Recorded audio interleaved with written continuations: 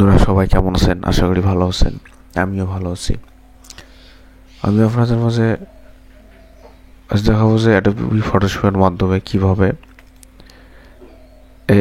এই ডকুমেন্টগুলো কিভাবে একবারে এইরকম সাদা করা যায় তা আমি আপনাদের দেখিয়ে দেব। তাই আমরা আমাদের যে অ্যাডোবি ফটোশপটি আছে সেটি আমরা ওপেন করে নেব। অ্যাডোবি ফটোশপটি যখন আমাদের ওপেন হয়ে যাবে, অ্যাডোবি ফটোশপটি যখন আমাদের ওপেন হয়ে গেল, যে ডেস্কটপে রাখা বা আমাদের মোবাইল দিয়ে ছবি তোলা বা স্ক্যান করা যে একবারে কালো ডকুমেন্টগুলো, এগুলোকে আমরা একটা আমাদের যে ডকুমেন্টটি আমরা এখানে একবারে সাদা করব সেই ডকুমেন্টটি আমরা এখানে নিয়ে আসবো। বা সেই ডকুমেন্টটি হোক বা আমাদের মোবাইল দিয়ে তোলা বা স্ক্যান করা একবারে কালো ঘুষিয়েছে সেই ডকুমেন্টটি আমরা ঠিক করব। তাই আমরা আমাদের ডেস্কটপ থেকে নিয়ে আসলাম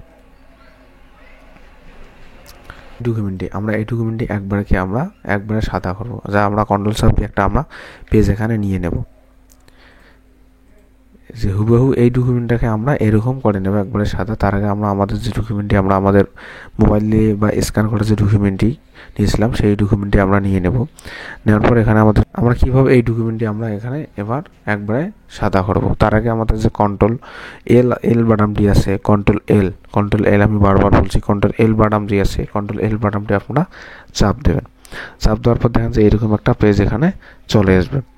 যখন এরকম একটা পেজ চলে আসবে, আসলে আমরা কীভাবে আমাদের এই পেজটিকে আমরা সাদা করব আমি আপনাদের দেখিয়েছি। যে এই যে এখানে যে কলমের মতো তিনটা তীর চিহ্ন আছে, এই কন্ট্রোল চিহ্নগুলো আপনারা দেখতে পাচ্ছেন। আর হলো যে এই কোণার যে একবারে চিহ্নটা, এই কোণার চিহ্নটা দিয়ে আমরা আমাদের পেজটাকে আমরা একবারে সাদা করব। তার আগে আমাদের এই কলমের মতো যে চিহ্নটি আছে, এই চিহ্নটিতে আমরা এখানে ক্লিক দেব। দেওয়ার পর আমরা আমাদের পেজ বরাবর মাঝে আনার পর আমরা এটাকে এখানে ক্লিক দেব। দেওয়ার পর দেখেন যে পেজটি অটোমেটিক একবারে সাদা হয়ে গেল। আমরা যদি আরও চাপ দিই আরও সাদা হয়ে যাবে বা কালা হয়ে যাবে এইরকম।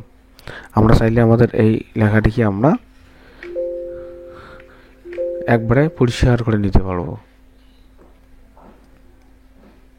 এই যে দেখেন যে লেখাটি একবারে, এটা চাইলে আমরা এই যে পাশে যে তিনটা আপনারা দাগ দেখতে পাচ্ছেন একবারে, এই যে আমরা চাইলে এটা দিয়ে আমাদের এই লেখাটাকে আমরা ঠিক করে নিতে পারবো। এই যে দেখেন এই লেখাটা আমি একবারে পরিষ্কার করে নিচ্ছি, আরও